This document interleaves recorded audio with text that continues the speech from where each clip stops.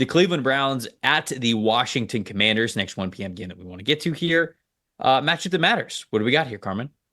I think it's going to be the Washington O-line and the Cleveland D-line, just because the Cleveland's biggest strength right now, obviously, is their defensive front, and it's Myles Garrett, and the Browns have the third best pass rushing grade behind just the Steelers and the Lions. That's really good company to be keeping. They have 12 sacks, third in pass rush win rate, 12th in pressure percentage. They are 23rd in total pressures, so teams have been able to kind of mitigate some of that. But Jayden Daniels, because of not only the Washington offensive line, but because of the way that he is able to get himself out of pressure and the fact that he's getting rid of the ball very quickly, he's only been pressured on 18 pass attempts, which is 30th. So he's completed 11 of them with 2 touchdowns. That's something that I'm looking at. Like, can you get pressure on Jayden Daniels to begin with? And how kind of effective can you be in throwing him off? Because we've seen Jayden Daniels just be incredibly productive, incredibly sound. His completion rates through the roof. He's operating this offense that is really starting to open up now. Like, you're seeing him kind of take some more shots down the field, whereas the first 3 games of the season, especially, weren't. But can this Cleveland defense then get to him and kind of disrupt all of the things that Cliff Kingsbury is trying to do with Jayden Daniels on offense?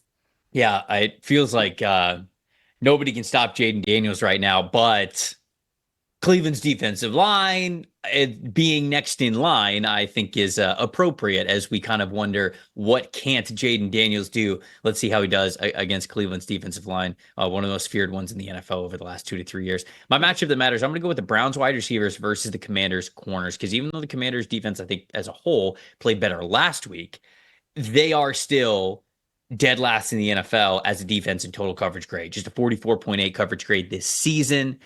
They're going up against a wide receiver group that, again, you're looking at Cleveland and you're looking at these wide receivers. They trade for Amari Cooper. They trade for Jerry Jeudy. They trade for Elijah Moore. Those 3 guys, I mean, Amari Cooper's been good for them. Jerry Judy's been solid, but they haven't been these like takeover, major impactful. They haven't made the wholesale changes to the offense the way that you've wanted to. I know not all of that is their fault. Some of it's Deshaun Watson's, and it's just, they haven't really had a great game where all of them were playing well at once. But then, you look at some of their draft picks as well. Anthony Schwartz, Cedric Tillman, David Bell. None of those guys have become like takeover wide receivers. So this has got to kind of be a get right game. You look at Amari Cooper.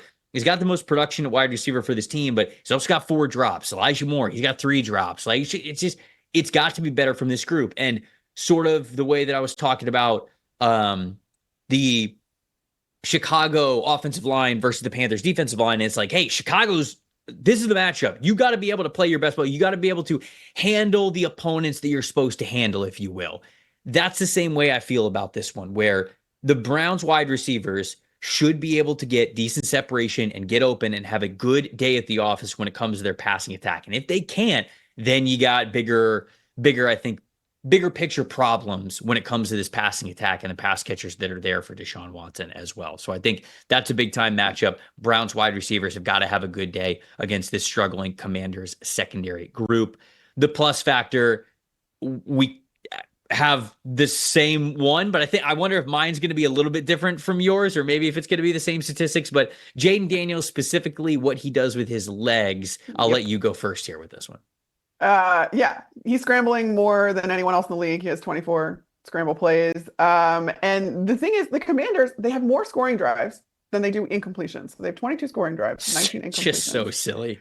It's silly. And the thing about it is, though, that, I mean, Jayden Daniels ranks 41st in average depth of target, 6.9 yards per target. Nice. But he isn't really, again, we talked about how he's not really pushing the ball down the field. We saw a little bit more of that in this last game. He actually has the 6th slowest time to throw, which I found interesting. And then you think about, oh, well, it's because he scrambles so much. So it's not necessarily that he's not making quick decisions or he's holding the ball, which is putting stress on his offensive line. He's actually doing the opposite. He's able to evade pressure on his own. And then when he doesn't do that, he's also able to get rid of the ball pretty quickly. So there's there's just kind of, is he going to be able to continue pushing the ball down the field, or is it still going to be a lot of these like scramble plays? Can he evade this Cleveland pass rush, this Cleveland defensive front? That's going to be just, I think, the biggest indicator to whether or not the Commanders continue the success that they're on. Because again, if you look at the numbers, Jayden Daniels isn't doing anything really insane when it comes to explosive plays, throwing the ball down the field. 60.7% of his throws are before the sticks. So you have to kind of make sure that you're continuing to move down the field. And are you going to be able to do that against arguably the biggest test you're going to have in this Cleveland defensive front?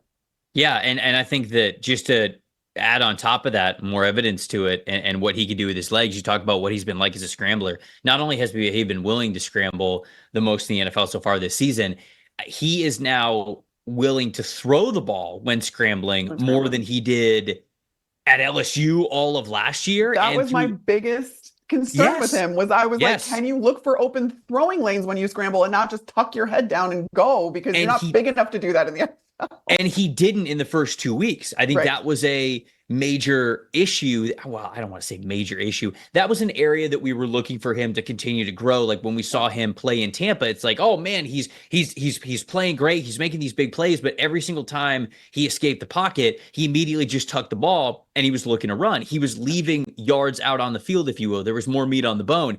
And against the Cincinnati Bengals and against the Arizona Cardinals over the last 2 weeks, he has been willing to pick his head up and pick his eyes up and throw the ball when scrambling. Because when you look at weeks 1 and weeks 2, 54.1 passing grade, he was just 3 for 4 on 50 and with 54 yards when throwing on the run.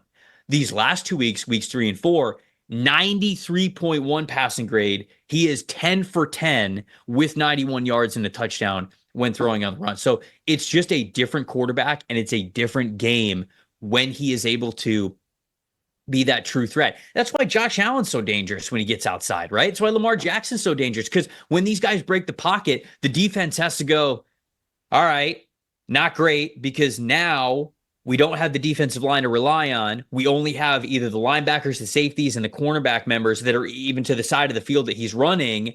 And we not only have to stop him from being a dynamic ball carrier, we also still have to stay with structural integrity with our coverages, because he'll just throw it over top of us. I mean, the Josh Allen throw to Khalil Shakir last week with the against the Baltimore Ravens. It was like, all right, escapes the pocket, hang on. He gets to the very end of the sideline and then just rifles it, whatever it was, 50 yards down the field to Khalil Shakir. You can't cover the guy that long. Flip too. He makes it look so effortless and easy, as if he's like setting his feet and just do like rather than going against his momentum and having to like square. It's wild. So if Jayden becomes that kind of a player, right, it's rare air to stop. It's really, really, really difficult for a defense to be able to stop them there. Hey,